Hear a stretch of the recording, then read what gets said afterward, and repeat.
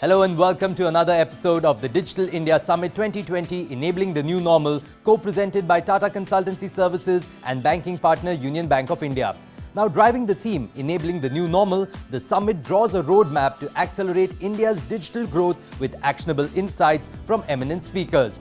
Now, while COVID-19 has impacted every part of our lives and the way we do business, it has had a totally different impact on IT businesses, with most tech companies having seen an uptick in their stock price, revenues and profits. In today's episode, Times Network's Nikunj Dalmia is in conversation with NG Subramaniam, the COO of India's largest software exporter, Tata Consultancy Services. The transition from analog to digital is a crucial period for a nation, and today India has travelled far away from that period and become a digitally enabled country.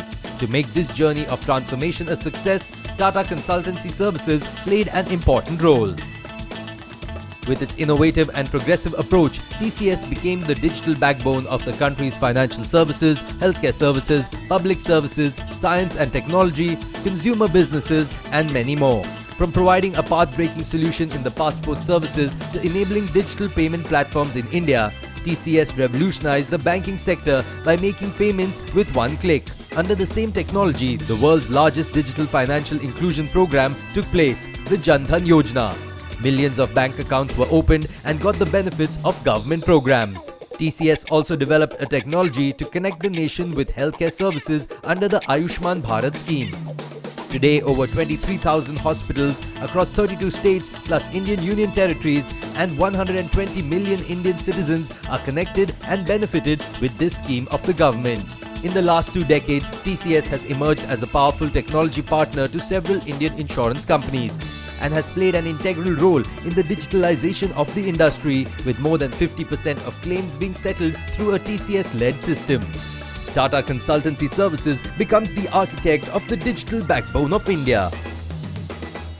It gives me great pleasure to bring on board the CEO of India's biggest IT company to talk about, for a change, not the quarter gone by or the current quarter, but what is in store for the Indian IT industry for next 3 to 5 years. And I think that is the most important question which this audience would like to understand, that if the reboot has happened, how long, how real, and how strong is this reboot?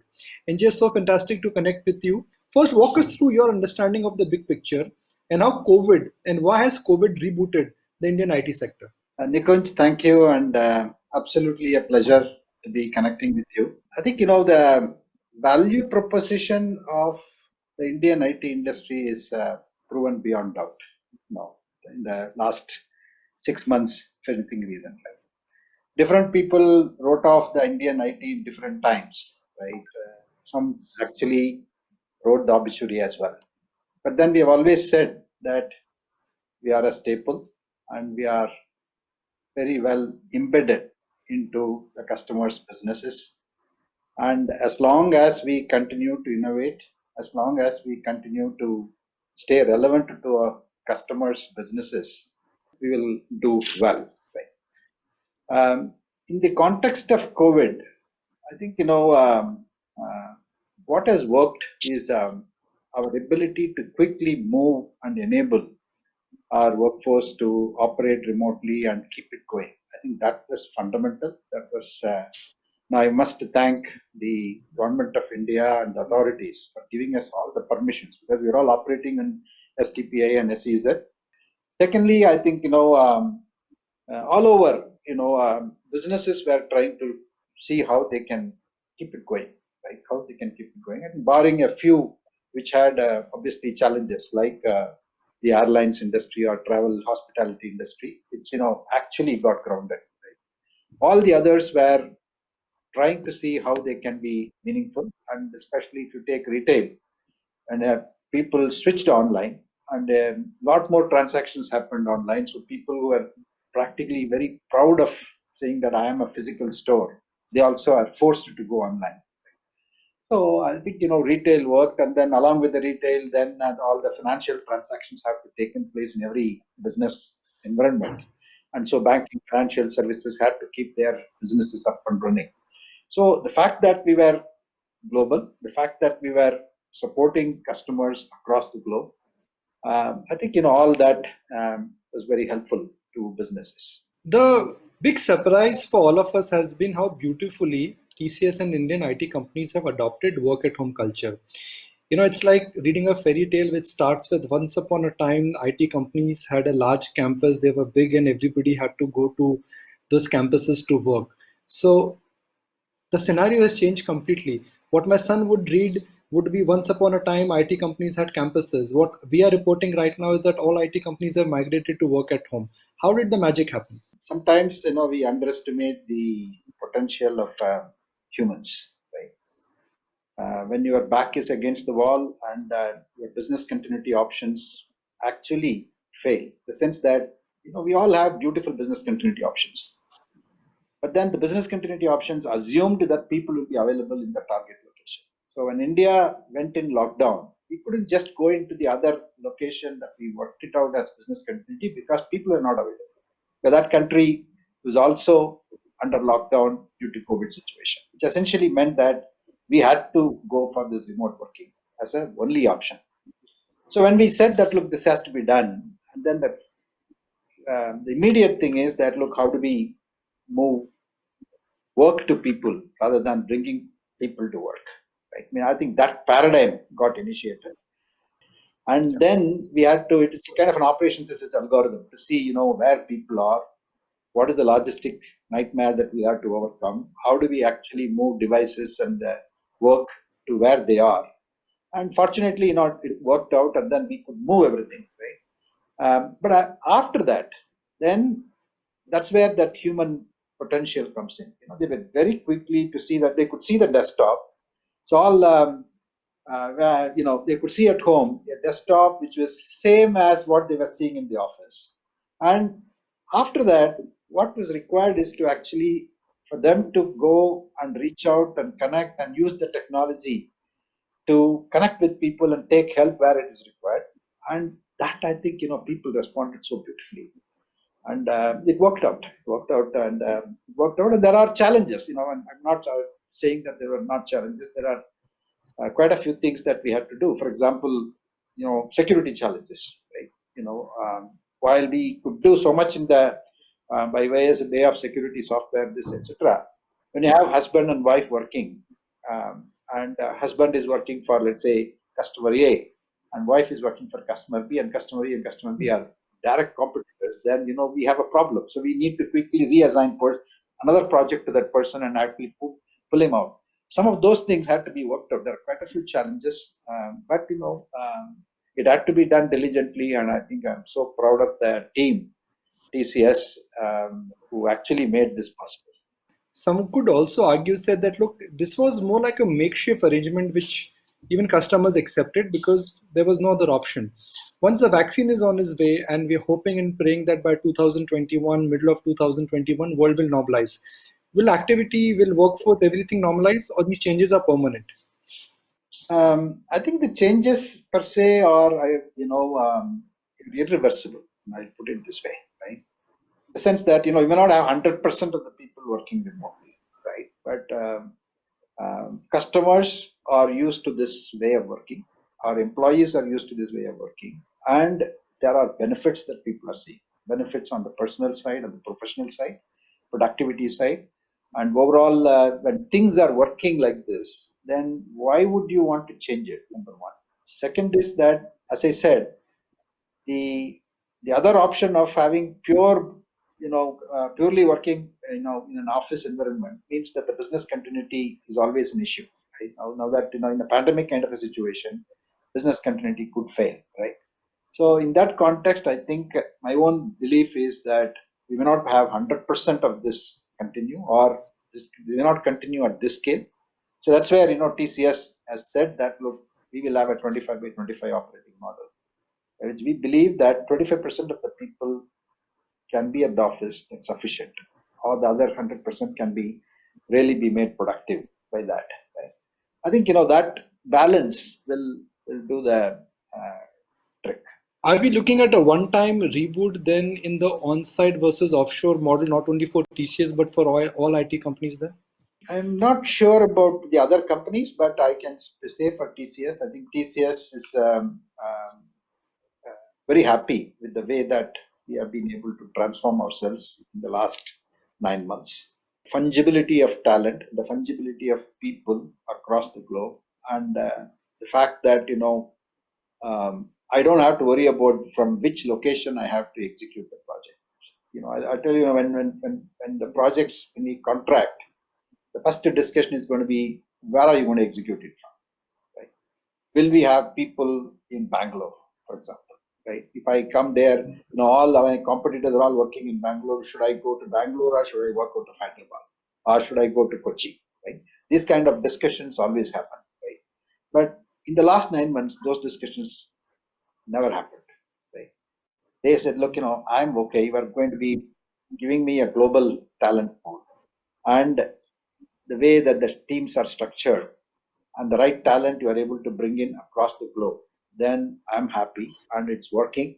And I think, that model is something that is going to become integral to the TCS's operating model, as we have stated earlier. Common friend of mine, Manish Abarwal, said, when employees meet at a campus, it is osmosis of creativity. It is something which the human needs, and it is something which will add to productivity. Do you think it's too early to assume that this work from home model will work? Because eventually there could be challenges of creativity, adaptability, teamwork. You need to meet up people, you need to shake hands, you need to talk to each other in order to have that kind of a productivity benchmark. What are your thoughts on that? I think, there is merit in that. I won't discount that because, especially, I this is my 37th, 38th year in the industry, right? Out of which, 37 years, 36 years have been used to a different way of working. Right? So I'm probably biased by that. That I like meeting people. I like going to office, and I think that creates a sense of belongingness. The culture of the organization gets developed, right? And you tend to see a lot more role models as you mingle up, right? So I think you can't discount that fact, right? So you've got to make people coming to offices and feel the office, feel how different people work in different situations, right? All that is important, right? So I think so that's why I'm saying that, look, working entirely remotely is probably a wrong thing to do, especially in a people-intensive business such as ours. Dynamics for the IT sector, I'm going to take the clock back. I started my career, but that was perhaps a midpoint of your career, the Y2K moment. It rebooted the Indian IT companies. Can I say that what Y2K did to Indian IT companies in 2000, COVID has done that after 20 years in terms of giving us a J curve? If I go back, Y2K, I think established all of us as a scale player. Right? We were able to get large amounts of work and put in a factory approach and factory concept. And TCS, I think, actually pioneered that software factory concept for resolving the Y2K issues then. And we could do it on a fantastic time frame. 6 months, million lines of code got rectified, right? Or 10 million lines got done in about 3 months' time as the deadline neared. Right? I mean, we proved that. And then subsequently, I think, the internet internet boom came, and there, we again proved ourselves because India, as the only country, had sufficient amount of talent in the programming languages, Unix, C, C++, object orientation, etc. So I think in each stage we proved ourselves. In the COVID situation, I think what we proved is the flexibility of the workforce, the Indian workforce, software engineers workforce, the flexibility that was shown by them, I think is unparalleled.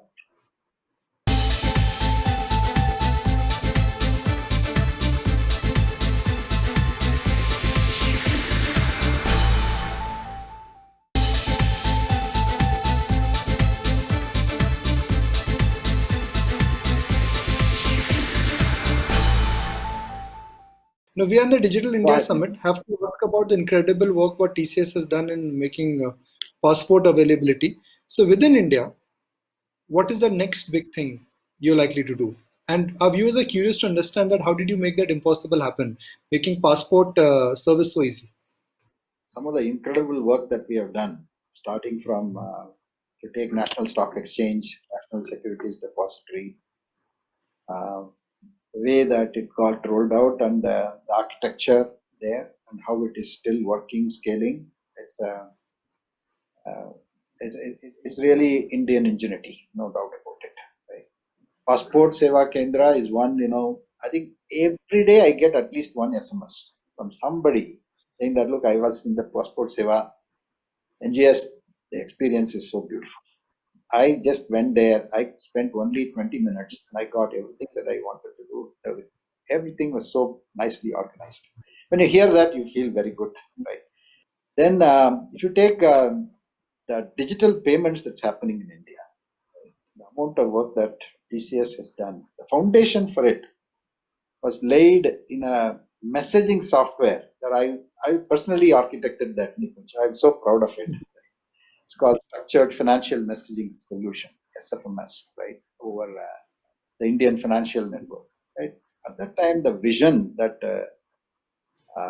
RBI had and the people in IDRB team had, was commendable. And today, when you do an NEFT transaction or an IMPS transaction or an RTGS transaction, the financial messaging backbone that is established, it works 24/7 across every financial node that you can think of, right? And it goes so beautifully.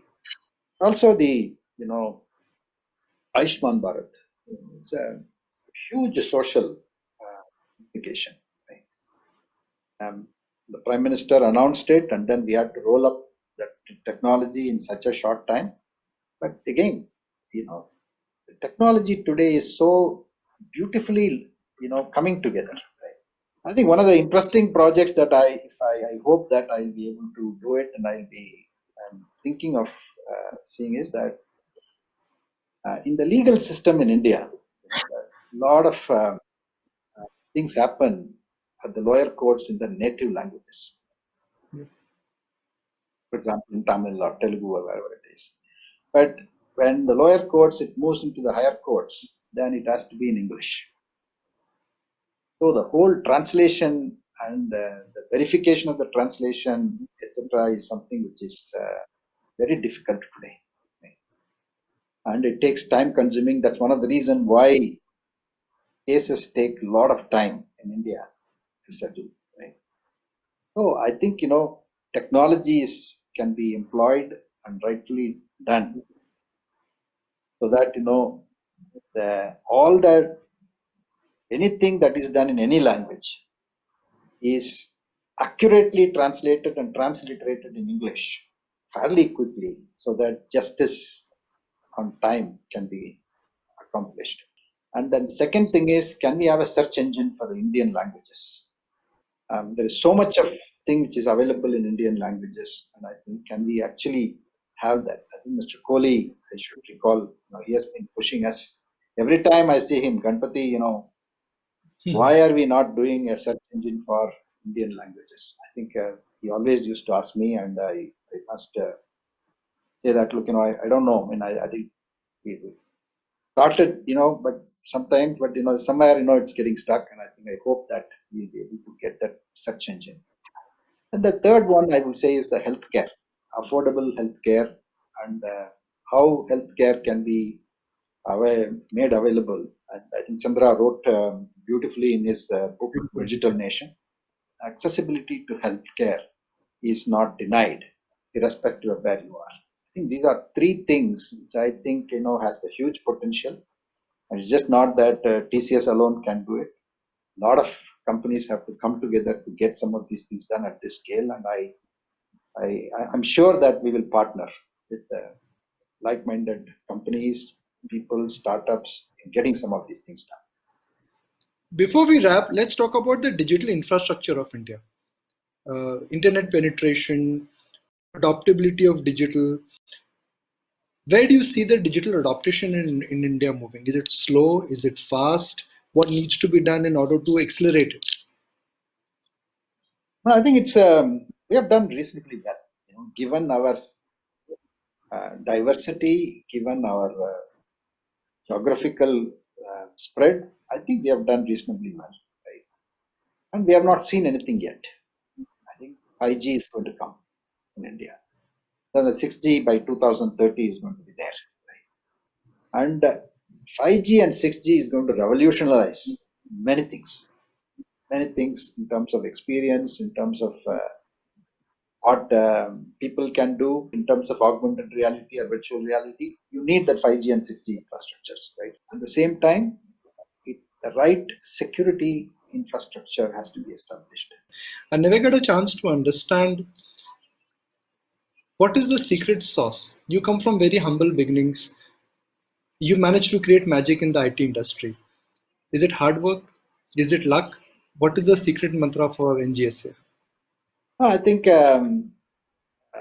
you always believe that what you know is very little.